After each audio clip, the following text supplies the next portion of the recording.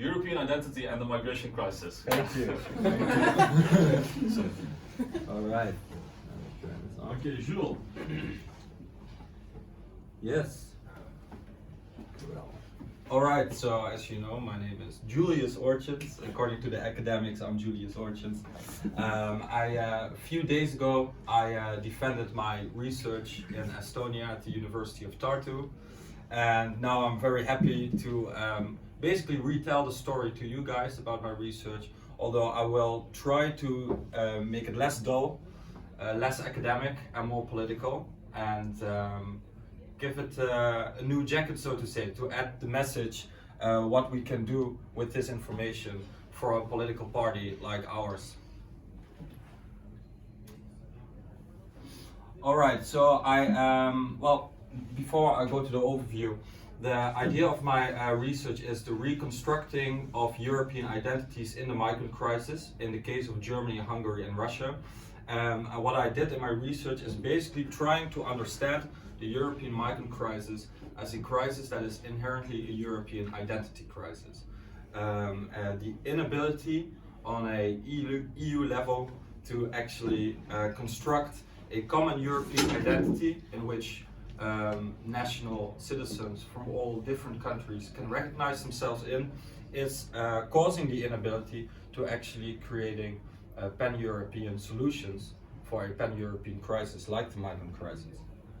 So the overview of my presentation, I will give you a very brief overview. Who are we as a question is understood in my research as one of the most central questions that every democracy is basically about. Who are we as Europeans? Who are we as Dutch people? Who are we as socialists, or as white people, or as black people, or as Christians? This is a question that will constantly be asked and been answered by different political parties. What is Europe is the pivotal question during the migration crisis, and the inability to actually answer that question has turned the phenomena of mass migration into a crisis. And then third of all, I will try to explain as brief as possible what kind of methodology and theory I use in my research. That's a bit of a dull part, so I will try to go as quick as possible through it. And then I will present to you the three cases, the German government, the Hungarian government and the Russian government, and how they all presented different ways of defining Europe as an identity in the migrant crisis, and how they presented different competing and contradictory solutions to that crisis. And finally, I will be talking about how can Volt position itself in such a situation, but I would like you to participate in that debate, really. So once again, I understand the pan-European migrant crisis as a calamity forcing political elites across Europe to define and redefine who belongs to the us and who are considered the other.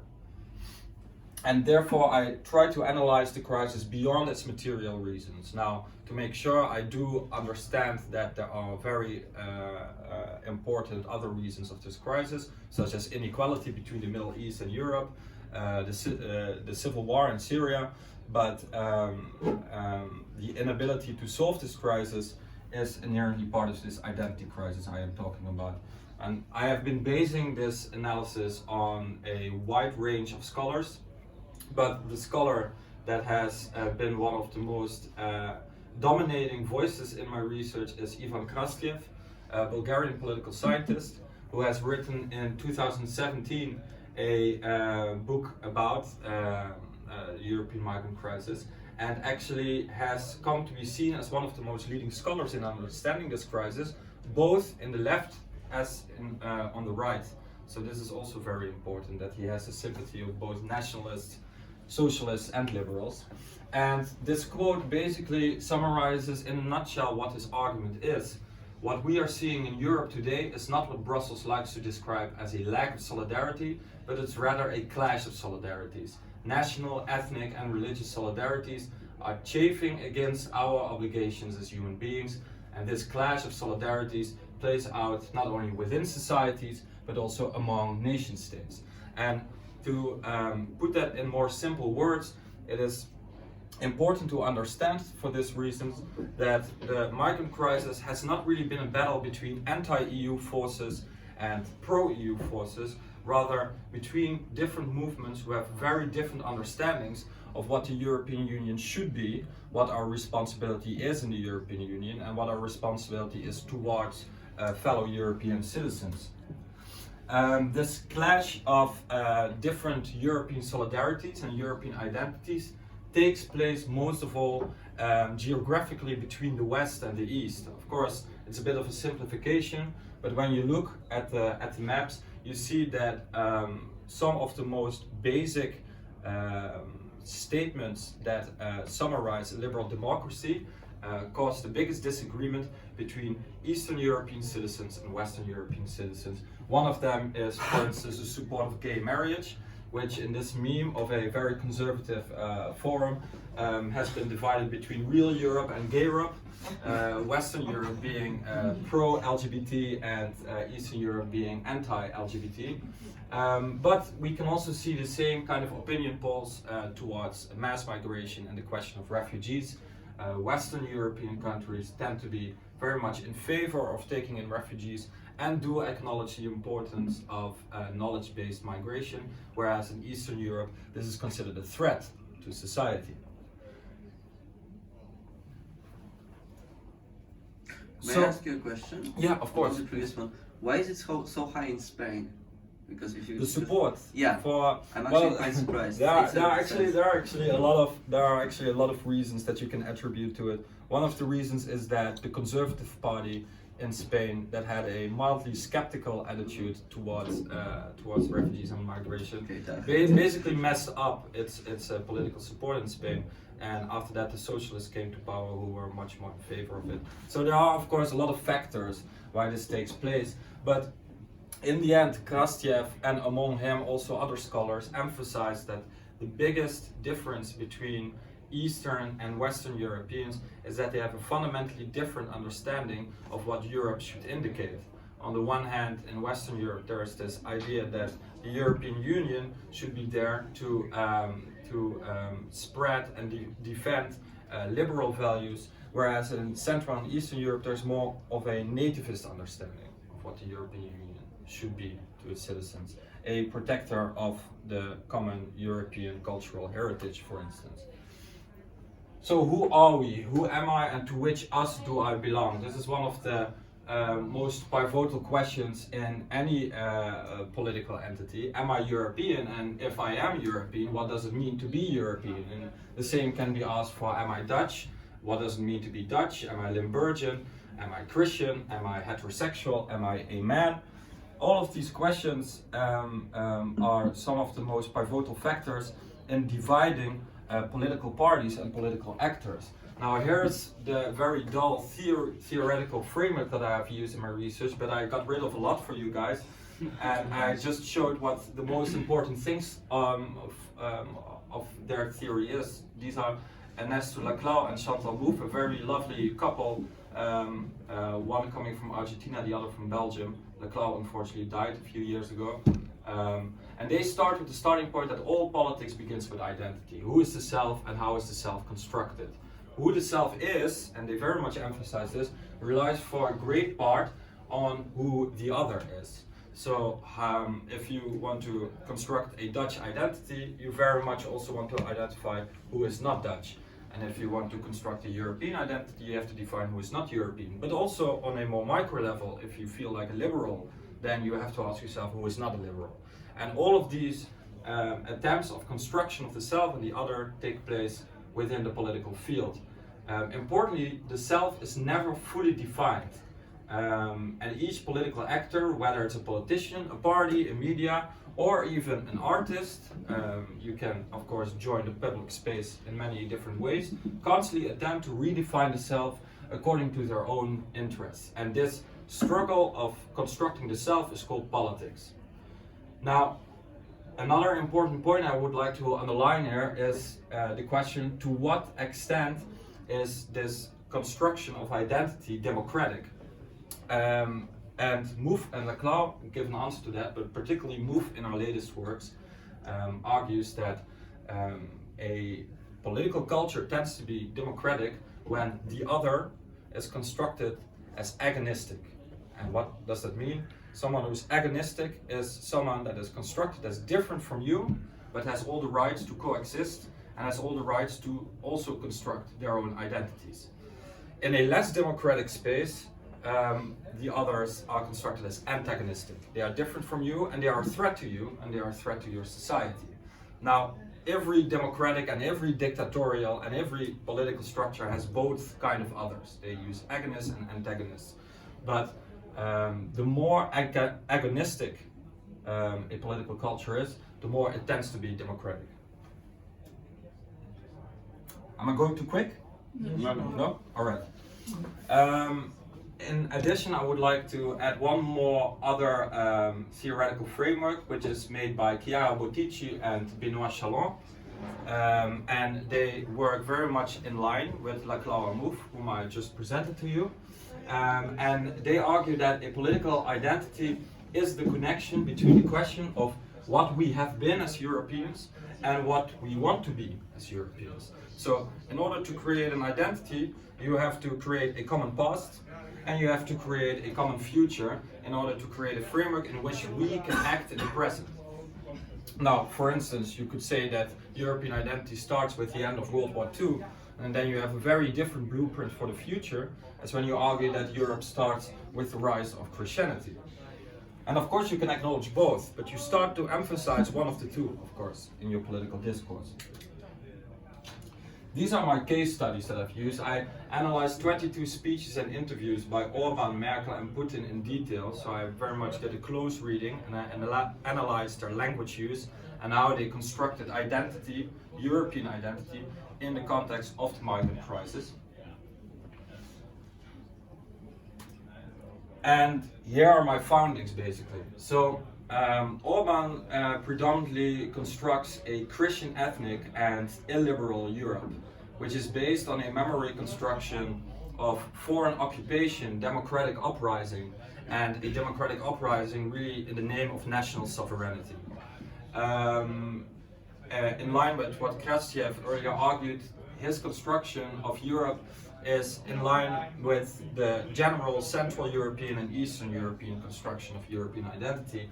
And foreign occupation is of course something that very much fits the experience of Central and Eastern Europeans, having been occupied by the Soviets, before that by the Nazis, and before that by either the Austrian or the Ottoman Empire. So their European identity is very much based on the idea that they can finally free themselves from alien forces. Now, of course, you can define alien forces the way you want to define them. They can be a Soviet invasion, they can also be an Islamic invasion, of course. And you can consider refugees as such, if you want to play it cynically. The future blueprint that Orbán presents in his speeches, based on that memory construction, is an ethnic and illiberal Europe based on national sovereignty. And by illiberal, it really means a democratic system in which the minority doesn't have a privileged voice. So we are leading towards something that some liberals would call the tyranny of the majority, of course. The central concepts that he mentions in his speeches are democracy, illiberal democracy, popular democracy, also uses it often, Christianity, very important, sovereignty, and universal human rights. He does mention it sometimes, but he never really adds any meaning to that.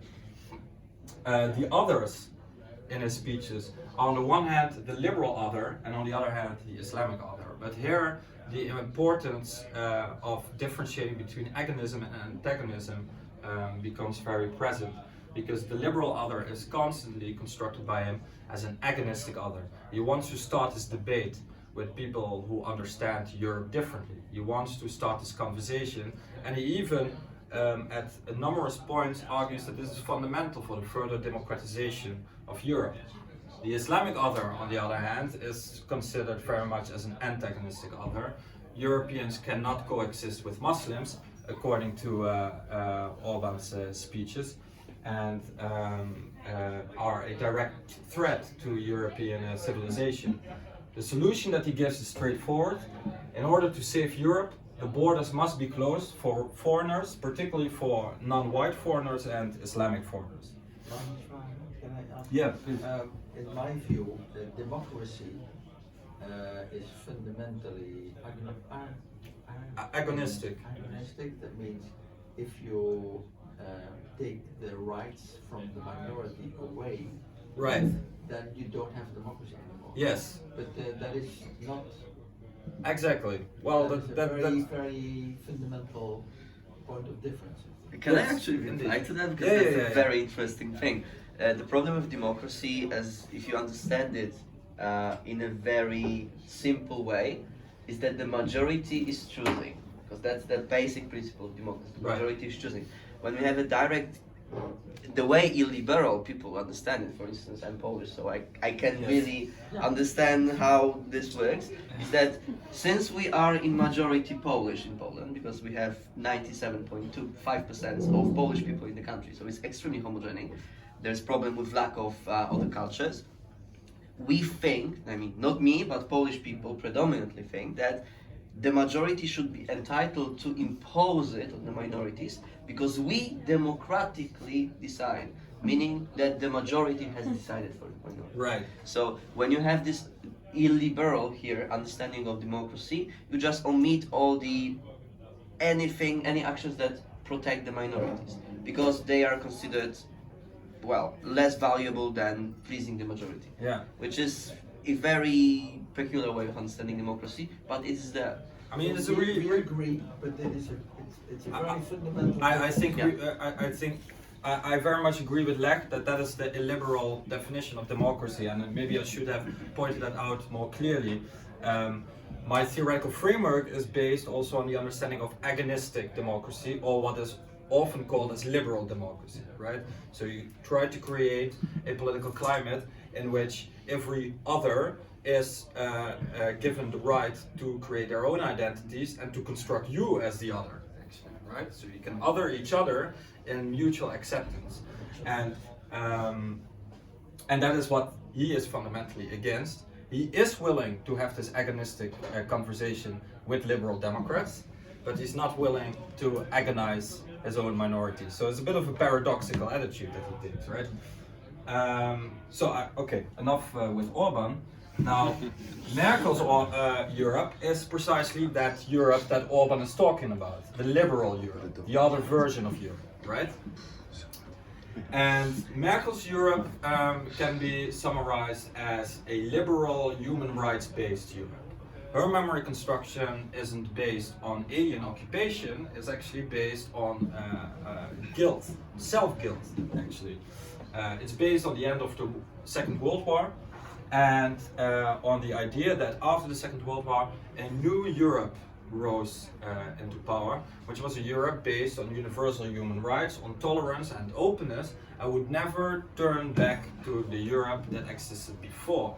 And she's not only referring in her speeches directly or indirectly, not only referring to Nazi Europe, she's also referring to 19th century Europe, to colonial Europe, etc.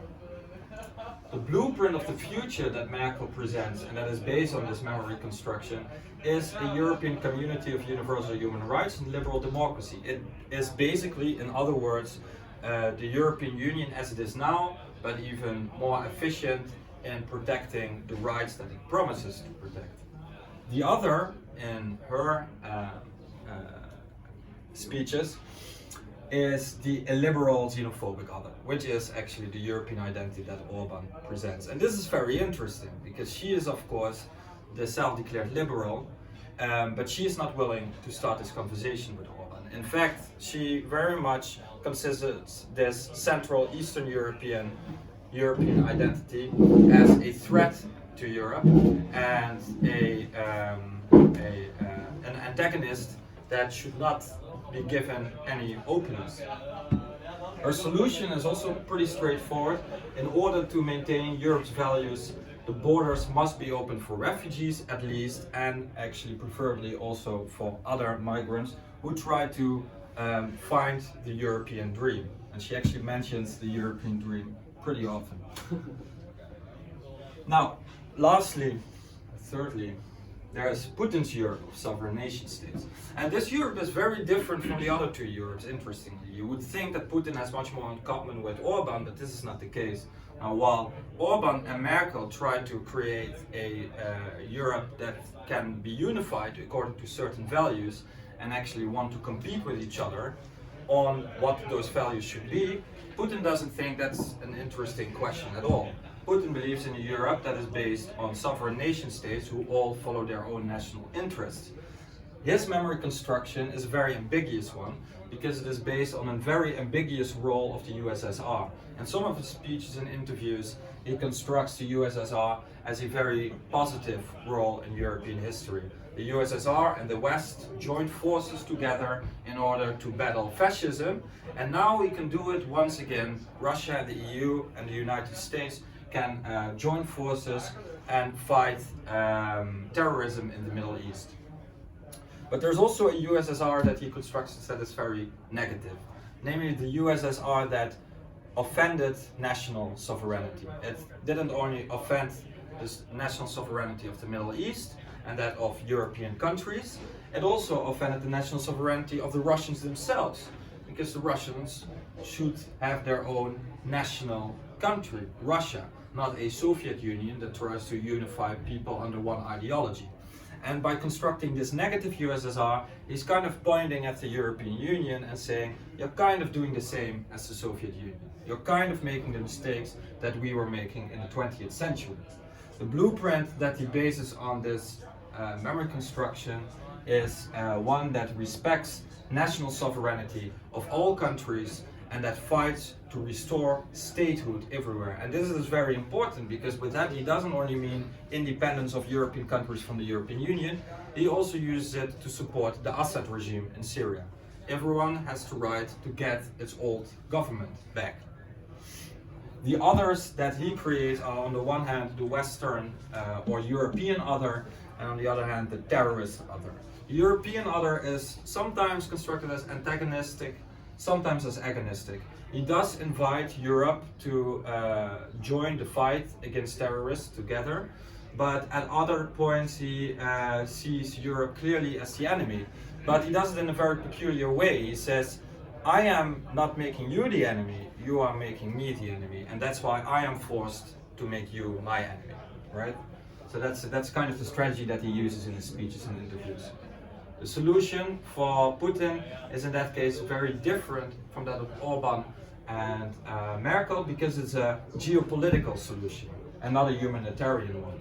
Only by fighting terrorism together in the Middle East we can stop the migrant crisis. You can talk as much as you want about how you want to see the European Union in 5 years, but if you cannot join the forces in the Middle East, nothing is going to change. Can I comment on Putin? Yes. By seeing this as a geopolitical problem in the nation state, then he has a kind of autonomy within his nation state. Yes, so he's not talking about democracy.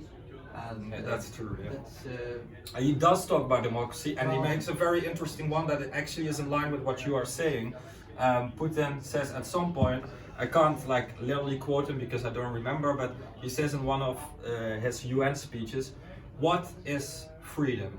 Freedom basically is the sovereignty of all different peoples. So he basically says that in his understanding, freedom is just the right of any nation state to act according to national interest. For him, people as such, as individuals, don't really matter. For him, freedom is something that you can only produce on a governmental level in a geopolitical world.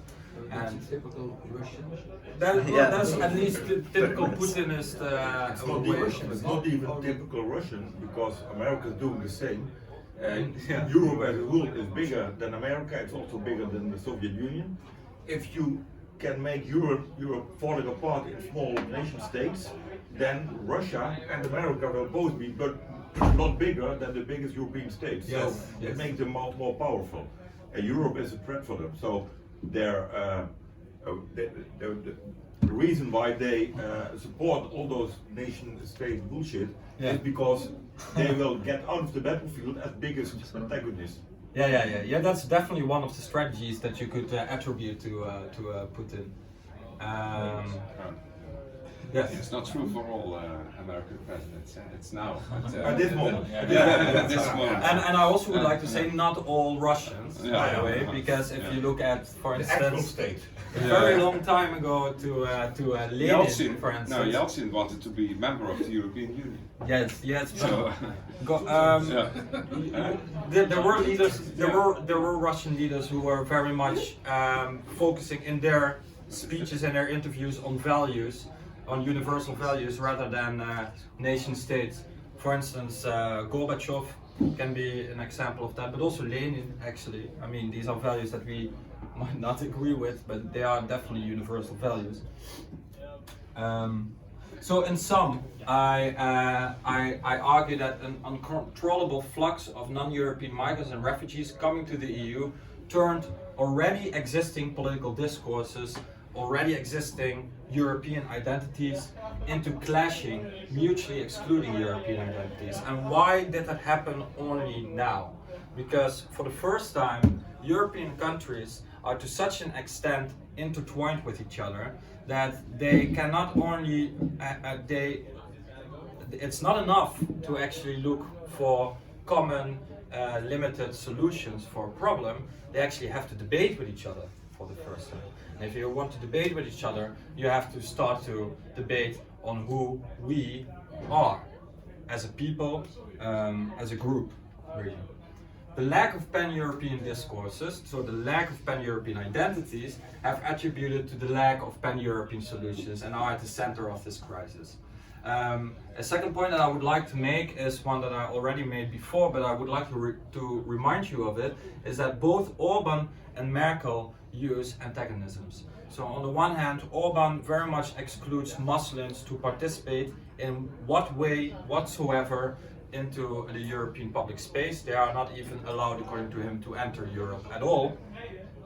And Merkel antagonizes any discourse that remotely shares something with Orbán's nativist way of looking at Europe. And you can argue from the framework that I have used and from the leading political scientists that exist at this moment that both ways of constructing European identity is extremely problematic, because you cannot start a debate like that, and because of that you cannot start any kind of pan-European democratic culture. I have one question. Yes. How does Merkel frame Orban, or in general illiberal Democrats, as antagonistic? How does she really do it? Well, I can give you some examples, and one of the examples is when you had the Pegida movement taking over Germany, which in their discourses they are very similar to the Hungarian government actually. In some ways they are even less extreme than the Hungarian government. And the answer to that movement from her was very straightforward, that there is no place for such ideas in Europe and in our country. And of course I sympathize to a large degree with such an idea, but you can question, of course, from a more from a higher point of view, whether it is healthy that there are no political actors at this moment in Europe that try to actually start a debate with these kind of people. They don't have to agree with them, right? But by saying that they don't deserve a voice in the discussion, that might be a deficit. Coming actually back to what Wim said, because this kind of nicely connects. If you deny, as the way she does it, the way she frames it, she in a way denies the people who have those opinions to actually have a voice. Yeah. And this is extremely problematic, because Yes. how in the end does it differ from suppressing minorities? There's of course one slight Or denying the difference, voice to minorities? which is of course it's a racial issue. Yeah. The fact that you are born Arab means that you can never get rid of that background, whereas having a certain opinion you can change, right? So excluding ethnic minorities is of course from a democratic point of view much more problematic than excluding people with different opinions, but I would argue that it's nonetheless very problematic, especially if we want to start to debate on a pan-European level what future we want to have as a shared community, right? So at least that's my idea, and that's not just my opinion, but that is just in line with the dominant theoretical frameworks that exist right now in understanding liberal democracies. So you could almost say that this is actually scientific. On a positive note, the debate has started, as I said earlier. This kind of situation in which European identities start to compete on a European level has never happened before in European history. European identities have competed with each other on national levels. In England, for instance, on whether they were part of Europe at all, or in France, on whether Europe should be without Germany or with Germany. These kind of European identities have existed for centuries within national spaces, but it's the first time that this is happening on a pan-European level, and this might be actually also a very positive development for the European Union, because for the first time we see European integration happening not only in institutions, but in political culture. And culture is of course something that is very hard to change, and if you manage to change that, you are actually going quite some steps ahead, if you ask me at least. If you want a more democratic Europe, we cannot only debate on how we should act in times of crisis, we should start a pan-European debate on what it means to be European, and I think this is exactly where the challenge is located for Volt. The only question that we really should ask ourselves is, do we want to start this conversation the same way as the current liberal elite does it in Europe? Do we want to follow Merkel and Macron's example of excluding other ideas of Europe, or do we want to face the challenge and start a fierce but nonetheless non-violent debate with these groups? Thank you.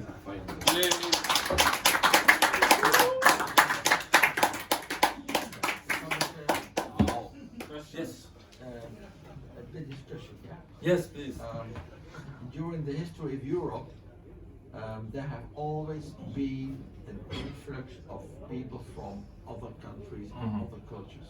And in the, let's say in the Middle Ages, student, what you do, now you have Erasmus program, you can go to Estland, or you can go to Rome or whatever.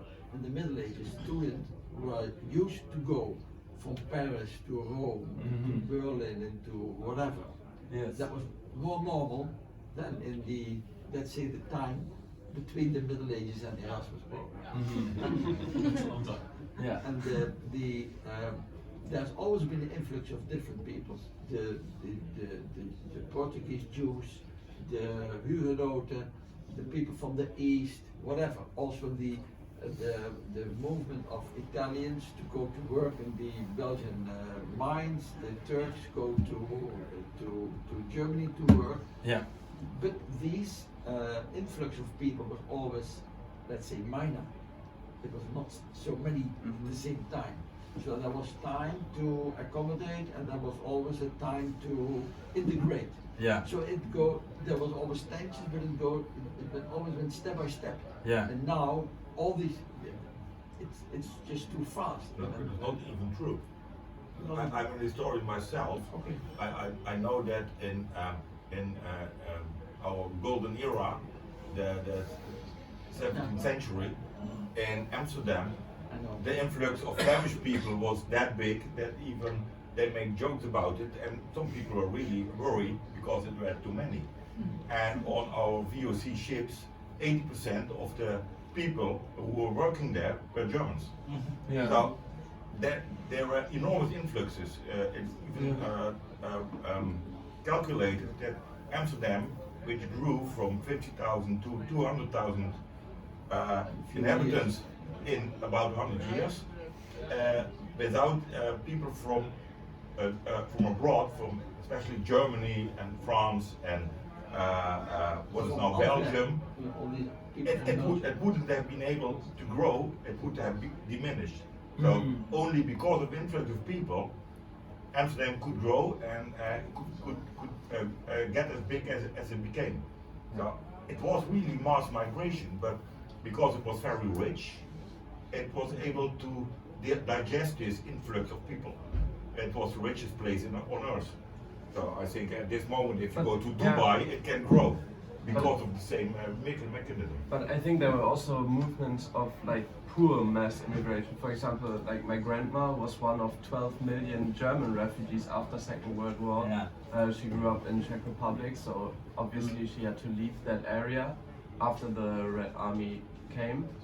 And I read about that situation a bit, and imagine a situation in a war-torn country like Germany, the cities were destroyed, and then 12 million refugees came in a few months. And To where? to Germany. 12 million. Yeah. Ethnic Germans. And I mean, it's Czechia, that's I probably mean, also nowadays Western Poland, all those areas. yeah, today it's Very Czech good. Republic. Yeah. Same No, as so Western I mean, Germany, Western but Poland is actually. I think Germany. that fits more in your argumentation. I think at that time it was possible because those were Germans. Exactly. So my grandma always lived in Czech Republic, but she always felt German. Yeah. As being part of the German And she was minority. considered a German by Germany, by the Germans who were living in. Exactly.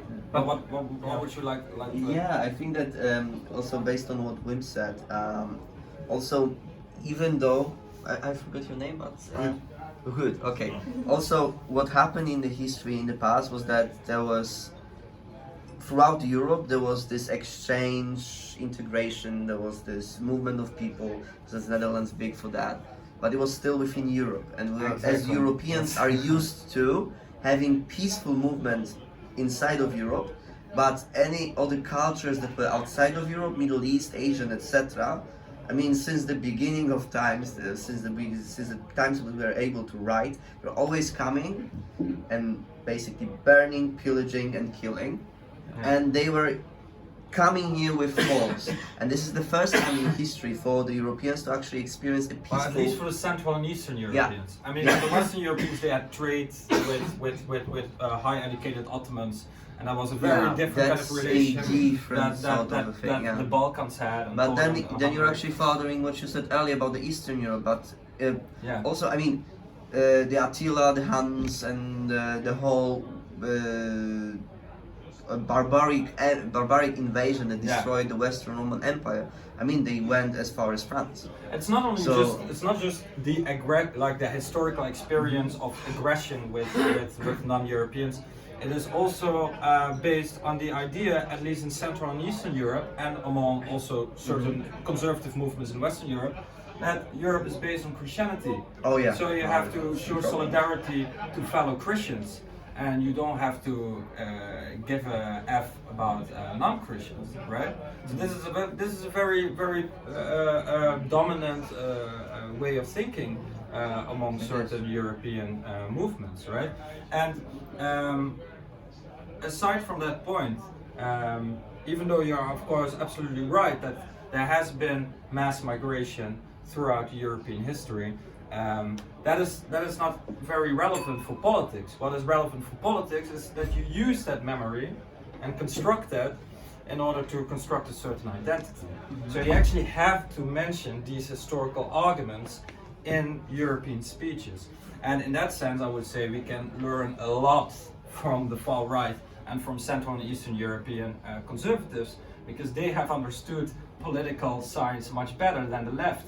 Namely, that people really want to have an identity that comes from somewhere and that leads to somewhere, right? And when you look at most of the liberal discourses, they do not like to refer to history. They like to refer only to the now, and that's not very appealing for most people, because most people are actually longing for a broader political identity. And this is not for me a sort of prosaic message to the far right. It means that we as pro-European forces have to present our own vision on European history, and throughout that our own vision on European future. I think what's interesting for Western Europeans like us, the European Union is really a product of the bad experiences of the Second World War. Right. And founded on values like, for example, human rights. Yeah. And in that way, I mean, it might come from a German bias, but I can understand Merkel's position in that way, that I'm also not willing to discuss human rights. Right. I'm not open to that, and there's a human right for refuge, and I'm also not willing to discuss that human right. So I welcome discussions about identity and also about religion and the role of Christianity in Europe and so on. But I also see it a bit from a legal perspective, and every member of the European Union has signed the European treaties, and Right. in the 5th article or something is written that we respect the human rights. So No, I mean, there's really a lot of confusion around what this discussing means. You can really interpret discussing from a lot of different points of views, especially in English, because discussing in English can also mean doubting, right? Discussing your human rights actually also indicates that you want to doubt whether human rights are really a good thing. But discussing can also mean participating in a very fierce debate and saying that those people have the right to say what they want, but I fundamentally disagree with it, and I argue that it's actually the fundament of our European civilization to uphold universal human rights, and go to the stage and talk with them about that. And that is the problem with most of the liberal politicians, that they don't want to have the talk, and they don't want to stand for their values face to face with these kind of people.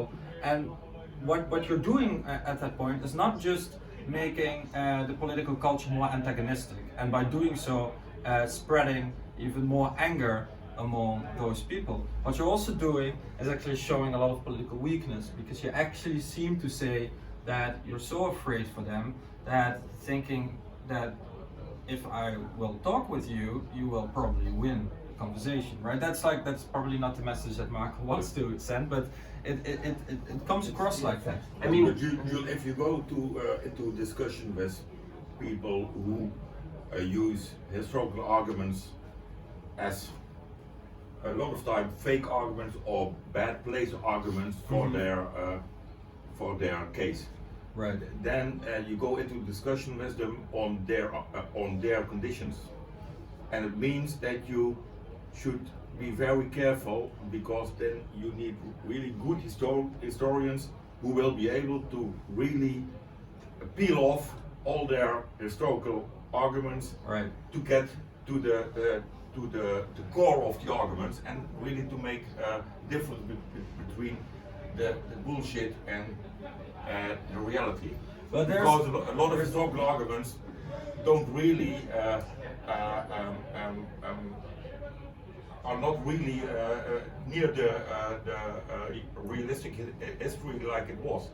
It's often more or less, how do you call it?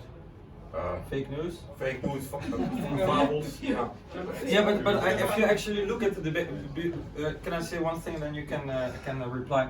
If you actually look at the speeches of these political leaders, you see that there's actually not that much fake news, but what is actually happening is that they emphasize certain things of history as more important than the other. And for Orbán, Europe was really born during the time of the Crusades, and during the time that the Roman Empire was Christianized, and during the time that we got rid of the Muslims in Andalusia. Whereas for Merkel, Europe really starts with the dismantling of the Nazi Empire, and in general with the dismantling of totalitarianism, right? And for Merkel, that's extremely important, for Germans in general, but Merkel particularly, because her family grew up in both regimes, right, being an East German. But those are not untrue historical arguments. Orbán will just say, but that doesn't matter for us But that they much are as the Christian experience. Because it's not a lie that Europe is Christian in history, but it's Right. unbalanced if you say that our soul is Christian. Because I think the modern way the Western world is organized is According to the liberal became faith. in existence because they kicked out the religion. Well, but because of that reason, the so-called conservatives of Orbán are in fact more revolutionary than the Merkel discourse. He acknowledges that right now Europe is no longer based on Christian values. He wants to change that. He wants to start this so-called self-declared spiritual revolution in Europe. And that makes him so paradoxical, because we would call him the stereotypical conservative, but in many ways he's the most revolutionary of all of them, because he argues that what Europe is today is not what Europe should be. But he's Europe also should be- conservative. The modern conservatives go back to the 19th century. Right. It was after the Verlichting. If you go back a little bit further, Yeah. then you get to Christian Europe. So he's conservative, but he's Well, he conservative goes like beyond all 19th others, but century. he goes back a lot further. Yeah, but that's the point, right? So the point is that actually, if you look at most politicians, whether they come from the left or from the right, or from liberalism, conservatism, socialism, however you want to name it, politicians rarely actually make fake historical arguments, and when they do, they're not the most important arguments. Most of the time, they just argue that one point in history really was the birthplace of the identity that they want to embrace.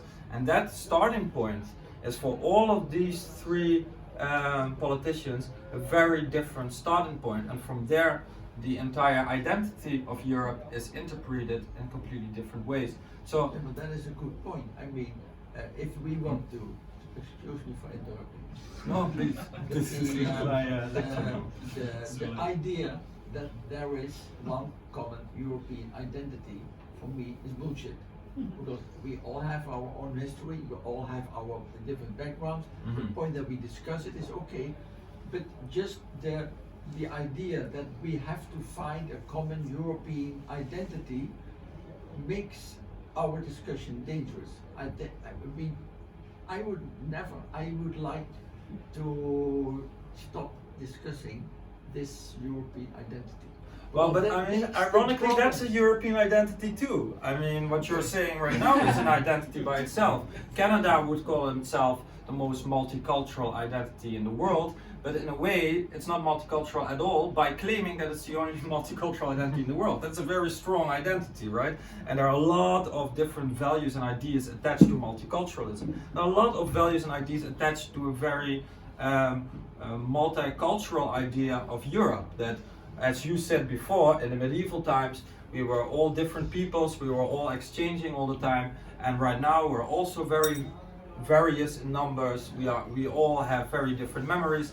That by itself is in fact the motto of the European Union, right? It's unified in diversity, right? So we have a European contract, there's a, And that is an identity by itself. So if you would argue that it should be how we should look at Europe, a Europe of very different identities, then you can create a political identity around that, right? So that's my point. I think. Being more an European consensus. Well, you don't necessarily. That's a very Dutch argument, I think, because Yeah, there's I'm Dutch. so, I mean, in the Netherlands there is a general idea that democracy really works through consensus, but what we forget about that is that consensus always comes after struggle, right? So democracy is also about struggle, and in France, people would probably argue that democracy is struggle, and they forget that we also need consensus in order to do something. But in the end, that's what democracy is about, that you have different forces who are not very willing to give up any space to one another, but they are based on one shared idea, which is what I call agonism, the idea that you give each other the right to join that battle in a non-violent way, and in a way that you mutually recognize each other's right to speak. Yeah. But I think, I mean, there's a difference between Europe and the EU, right? So, Well, less and less nowadays, but yes. yeah, okay. But a Europe which also includes Russia and so on is of course really, United Kingdom. let's say a geographical Europe is really diverse. Yeah. But the European Union has just some inherent values, some founding values. Yeah. And I don't know, I think of course Hungary belongs to that because they wanted to join it, but it's like you can't discuss human rights with them, but of course Orbán can express all his opinions also freely within the European Union. And Yeah. I mean, Poland, Hungary, Slovakia and Czech Republic, they managed it really well to also make their voices heard within the European Union. Yeah. So I would disagree with a liberal elite, how you called it, or something, which is imposing its will on these vulnerable Central European states. That's not how I would argue it. I mean, it's a bit of. We're all trying to impose our will. I think every politician tries to impose his or her will. That's what politics really is about. To try to do that in a non-violent way is what democracy is about. But the predominant part of the liberal center-right to left of Europe is trying to do is avoid this conversation with them, at least in a public space, right? So there might be behind closed doors, there might be meetings between Merkel and Orbán, and definitely some agreements are made there. In fact, a lot of agreements have been made there in favor of Orbán, and Merkel, Macron, and our Prime Minister Rutte. I don't really want to talk about that, but the wall that is being built at the Hungarian border right now is actually financed by us. So in that sense, a lot is being talked about, but democracy is not about what is talked about behind closed doors. It's about what is talked about in the public space, in a shared pan-European public space. And in that sense, you can see that at least the Orban camp, so to say, is very much inviting, if we look at the text, very much inviting for this conversation to happen. Of course, also for a logical reason, because they have a lot to win there, right? And we, from the liberal side, have a lot to lose there. But we have to ask ourselves, how much are we going to lose if we don't want that conversation? It might only escalate further, and it's definitely not in line with our democratic principles. That's at least what I would argue. By the immigration, there was a lot of new people coming into Europe with their own ideas, with their own values, with their own culture, with their own views, etc. So that means that the European identity, whatever it may be, is going to shift. Well, that's a very Orban argument, I would say, but yes, yeah. And you cannot avoid it. Well, you can by building a wall at the border. You can avoid that. Attila the Hun came to conquer Rome. But you can. Rome changed. But you can avoid that, of course, right? I mean, actually, that's a good historical example. You can. You literally can. You can just build a wall around the border. It's not humane and it's not moral, but you can. And that is actually a very good historical example of the Roman Empire. How the Roman Empire fell is very often used by Orban and the Polish government as well. It's an example of how the Romans tried to integrate Germanics into the army. They failed doing that, and then the Roman Empire fell. And a lot of Central European politicians are pointing out the European Union is doing the same right now. So I wouldn't argue that European civilization is lost when we're taking refugees, but that is a very dominant idea among the center. Did you just say that it would shift? It would Not shift. like civilization is lost. Just No, something changes, but of course. Look at history. Rome fell, and some 100 years later, you had the first Carolingian Renaissance, and they tried to reapply Roman ideas on Europe. Yeah. And we had that 4 or 5 times after that. Yes. So Rome fell, but it never fell because we always reinvented Rome. Yes. People And are that's always Europe. afraid of losing. Or it's human. That's Europe. People are afraid Europe of losing. reinvents itself every 100 years. But people, but I mean, it's a really good point that you're pointing out there, because you are pointing out rightly that Europe as an identity will shift when you take in new people, and if you're from the liberal side, you will tend to think that shift will be one of a positive nature, or at least of a neutral nature. And if you come from conservative or far right side of the spectrum, you will say that shift is going to be very negative, right? So it's very much part of the debate. Yeah. People always, talking history, talking Rome, and Rome fell because they couldn't keep the Germans out. Yeah. But Rome became very big and enormous because it always adopted other people, and it became bigger and bigger till it became too big. collapse. But it's normal to inhale new ideas, new people, etc. Right. But- And that makes Europe bigger and more powerful. But that has nothing to do with the migration crisis, because like those were entire nations or But- entire groups of people, and now I don't know, 2 million refugees came to Europe Right, I mean, with over 500 million inhabitants, and I would also doubt whether our culture or identity is really shifting due to these very few migrants. At least in my hometown, nothing really changed since 2015. Okay? There are maybe a few new buildings, but everything remained the same. Everything changed very No, but slowly. like, Yeah. I mean, But that's normal. And there were protesters on the streets who said in 2015, if we keep our gates open, then in 2020 there will be our Catholic churches will be demolished and there will be mosques. Yeah, but really, there are people. no, who okay, but claim this is that. of course a very extreme vision of a very, I mean, look, refugees are in most of the speeches of Orbán not constructed as refugees. He barely mentions the term refugees. He sometimes talks about genuine refugees, and with that he tries to mean that Syrians are not genuine refugees, right? But when he refers to the migrants and the refugees, he talks about Muslims.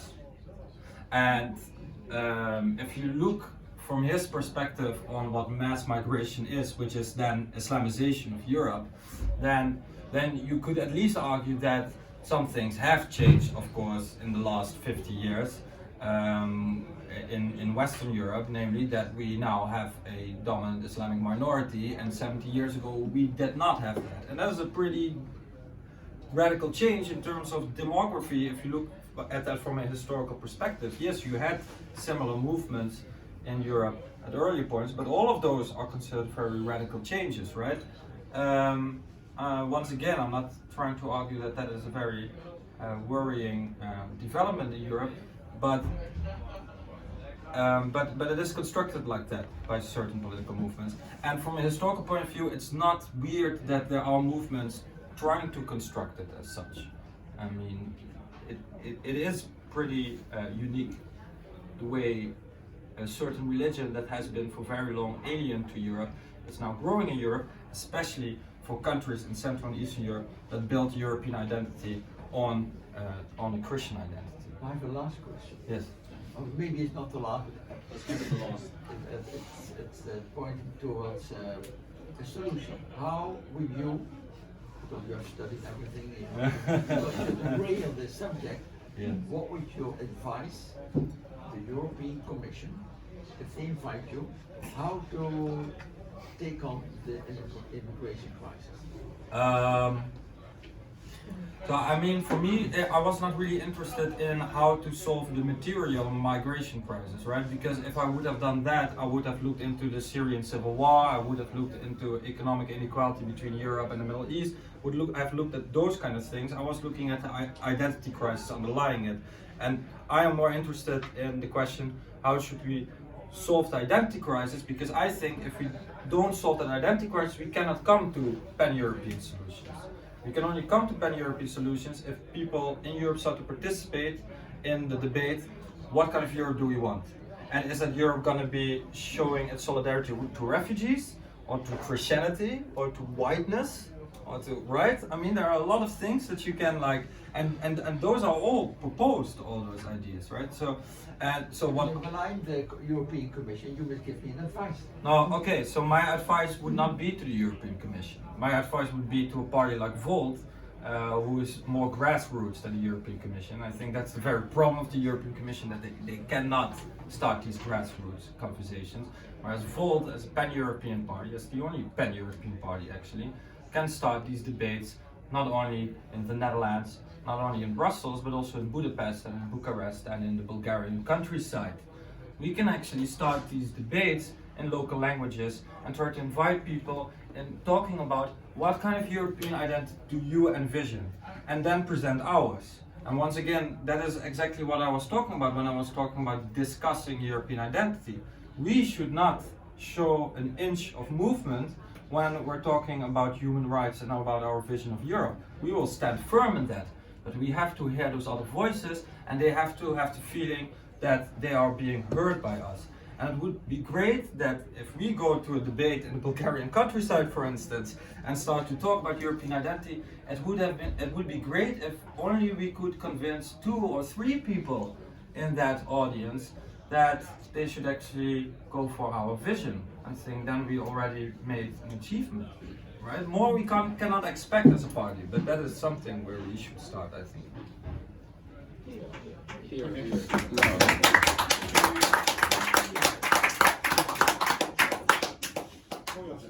Yeah. Shall we have some more drinks? Sorry? Yeah, some drinks? Yes, please. Yes. Very good. Please. What did you say? Some drinks, we're gonna have some drinks.